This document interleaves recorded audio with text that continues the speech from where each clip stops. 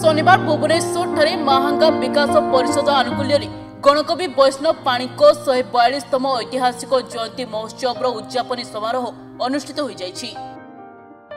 महांगा विकास परिषद पक्षर रवींद्र मंडप रे आयोजित उद्यापनी उत्सव रे मुख्य अतिथि भावे केंद्र मंत्री धर्मेंद्र प्रधान, मुख्य वक्ता भावे विशिष्ट कथाकार देवीप्रसन्न पट्टनायक और परिषदर अध्यक्ष तथा महांगा विधायक शारदा प्रसाद प्रधान मंचासीन थिले।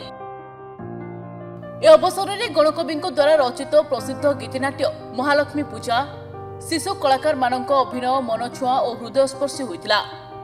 ए भव्य ऐतिहासिक सारस्वत और सांस्कृतिक महोत्सव रे केंद्रमंत्री कर कमल रे गणकवि वैष्णव पाणिक आत्मकाहानी ओडिया और इंग्राजी अनुवाद पुस्तक लोकार्पित होइतिला।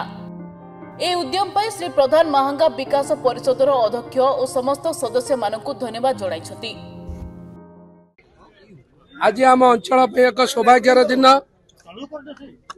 महांगा माटीर मुकुटबिहीन सम्राट ओडिशा भाषा साहित्य संस्कृतिर अन्यतम स्रष्टा गणकवि वैष्णव पाणिक 142तम जन्म जयंती उद्यापन उत्सव एवं तांकर आत्मजीवनीर उभय ओडिया एवं इंग्राजी अनुवादर पुस्तिका मान्यवर केंद्र मंत्री श्रीयुक्त धर्मेंद्र प्रधान द्वारा उन्मोचित करागला एवं महांगार जन्मित विभिन्न बरपुत्र बाग्मी विश्वनाथ कर, कर्मवीर गौरशंकर राय आदि नाट्यकर जगमोहन लाला आरंभ करिकी आचार्य प्यारीमोहन आरंभ करिकी जेते बरपुत्र जन्म देइचंती समस्त पूर्णांग प्रतिमूर्ति राज्य राजधानी रे प्रतिष्ठा करा जिवो ओडिशा सरकार तरफरु।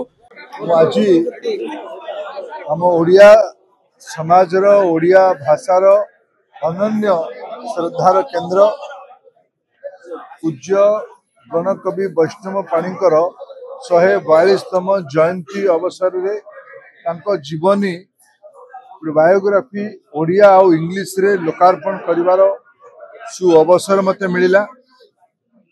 गत काली माननीय प्रधानमंत्री तांकर 3 दिनिया ओडिशा गस्त अवसर रे गोटे महत्वपूर्ण कथा कहिसंती।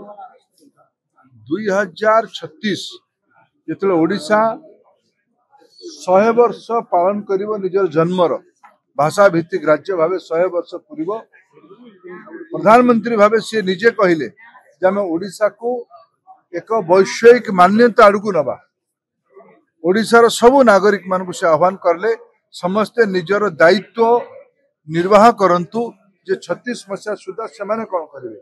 आगामी 12 वर्ष भितर ओडिशार नवजात शिशुठू आरंभ करिकी वयोवृद्ध नागरिक पर्यंत समस्त दायित्व भूमिका सक्रियतार आह्वान से कर मत लगुच आगामी 12 वर्ष सबु ओडियान पई एक सुवर्ण अवसर आनी दउची।